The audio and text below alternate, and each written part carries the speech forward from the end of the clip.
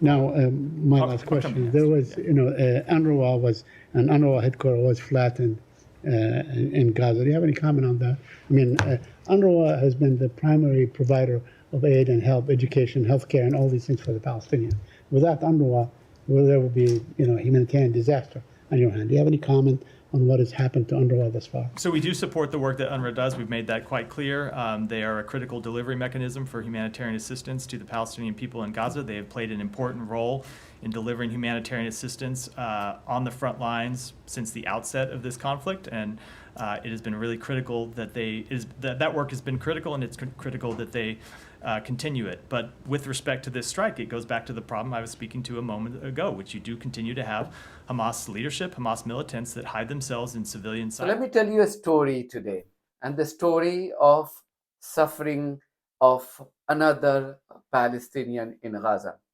But that's not the story. The story of Gazans or Palestinians suffering in Gaza and West Bank is nothing new. The story here is the brutal, the grotesque biases and literally giving a cover fire to Israeli genocide by the BBC. Yes, BBC, the organization that is funded by your hard-earned money, by my hard-earned money through license fee. And this organization has been caught red-handed today. Now let me tell you the story first, so that you understand the level of shamelessness that the BBC has chosen to go in its desperation to cover the war crimes of Israel. And I know why this is happening. You know why this is happening. If you don't know, watch this video here, which I shared only a few weeks ago. We know that the BBC management is under control of Zionists now, truly under control. If you watch that video, you will see that this matter had come for discussion in a parliamentary committee hearing. So there is a documented evidence of BBC biases because the organization is under firm grip of Zionists. So let me tell you the story what happened. So there is a 24-year-old boy with Down syndrome, Muhammad Bahar. Now Muhammad Bahar and his family, as you know, has been the case with other Palestinians, millions of Palestinians in Gaza, ever since the genocidal campaign of Israel's rogue regime started on 7th of October. These families have been forced to move from one place to the other on multiple occasions. And Muhammad Bahar's family was no different. So this 24-year-old boy with Down syndrome was forced to move on multiple times, at least 15 times, with his mother, Nabila Bahar.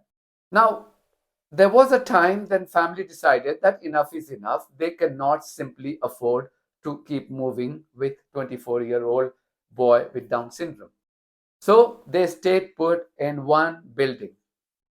Now, what happened earlier this month, there was an intense fighting between Israeli terrorists and Hamas fighters. That's what the BBC report says. So I'm quoting, I'm reading out, I'm sharing those details which I have gathered from the BBC report, because that BBC report itself is a story.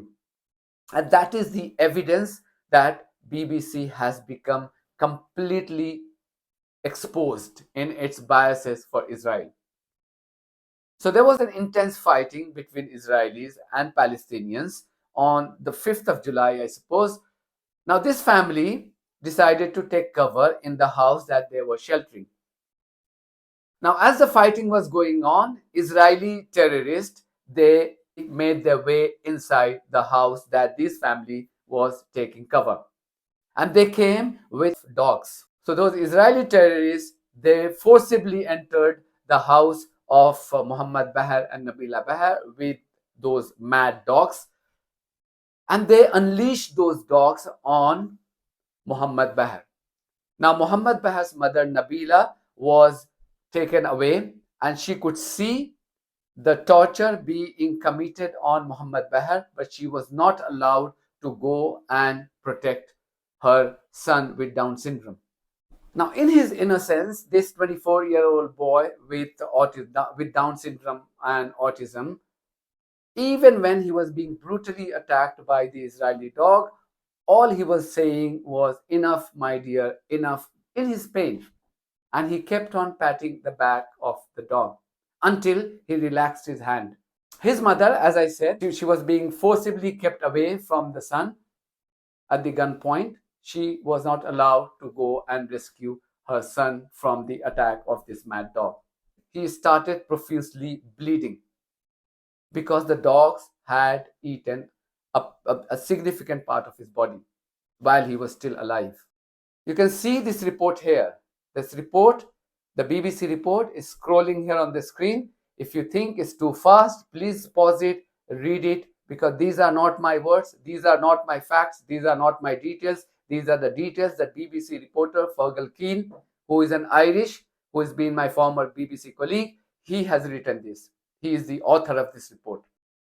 So when he started bleeding profusely, the Israeli terrorists, they took Muhammad Bahas, they dragged him from that place, from the living room, to a room, another room, where the family could not see him. So according to the mother Nabila, she could not see him anymore. And once they realized that he is bleeding and he could die, they asked for some medical help, those Israeli terrorists.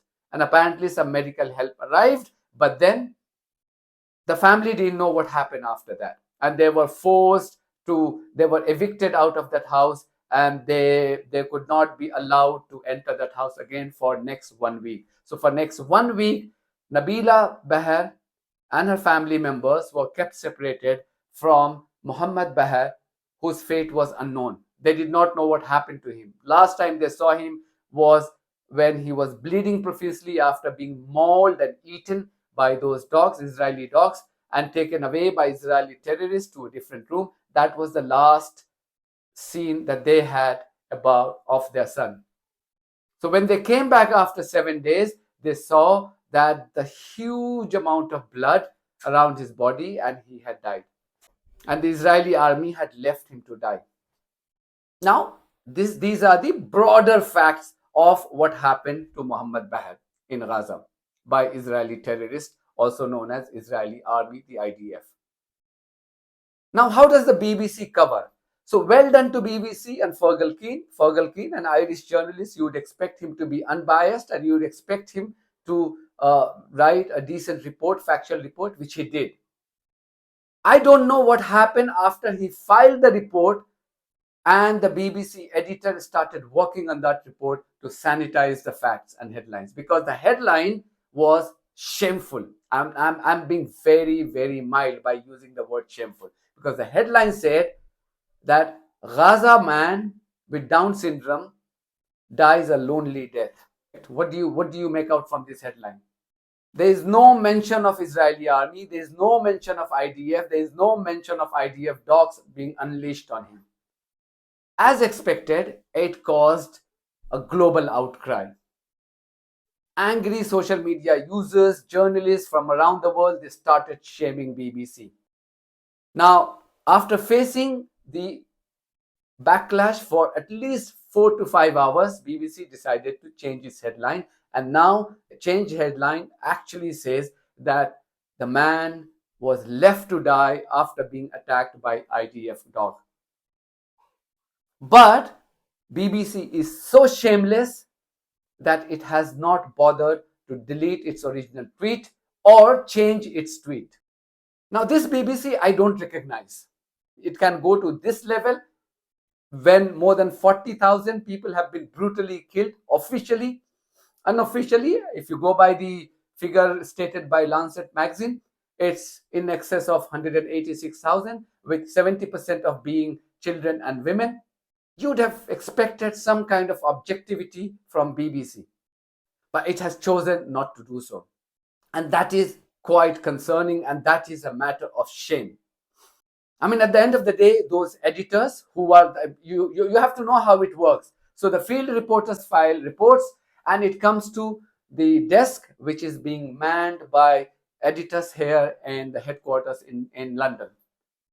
And it's up to those editors to decide what they want to do with the headlines or certain facts within the report.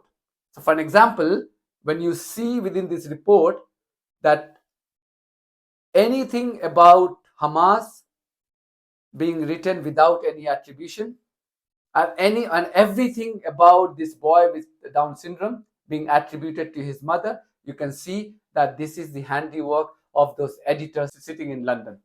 This comes on a day when Israeli army has killed scores of Palestinians, more innocent Palestinians. They have targeted the headquarters of UNRWA. You know the UNRWA, which is the UN agency, the lifeline for 2.4 million Palestinians. They have targeted and literally destroyed the entire building. You can see that. This was asked in today's State Department press briefing. Israel's international spokesperson, Matthew Miller, a Zionist spokesperson, this is what he said. UNRWA headquarters was flattened in Gaza. Do you have any comment on that? I mean, UNRWA has been the primary provider of aid and help, education, healthcare, and all these things for the Palestinians. Without UNRWA, there would be, humanitarian disaster on your hand. Do you have any comment on what has happened to UNRWA thus far? So we do support the work that UNRWA does. We've made that quite clear. They are a critical delivery mechanism for humanitarian assistance to the Palestinian people in Gaza. They have played an important role in delivering humanitarian assistance on the front lines since the outset of this conflict, and it has been really critical that that work has been critical, and it's critical that they continue it. But with respect to this strike, it goes back to the problem I was speaking to a moment ago, which you do continue to have Hamas leadership, Hamas militants that hide themselves in civilian sites, and Israel has a rightful goal of attacking militants and preventing them from continuing to threaten the state of Israel and the people of Israel, but they need to do so in a way that minimizes civilian harm. So it has become a fashion that to hide any war crimes of Israel, you just have to say that Hamas were taking shelters there. Do you have any proof? No, there is no proof. We just know that Hamas fighters were taking shelter. I mean, it's blood boiling. It's very difficult to maintain your sanity. But nonetheless, as a journalist, it's my duty, or it's other upright journalist duty to document these events. And that's exactly what I'm doing right now to you. Thank you very much for watching this video. If you haven't subscribed to my channel, please do so, because that's one of the many ways you can support independent journalism. God bless you all.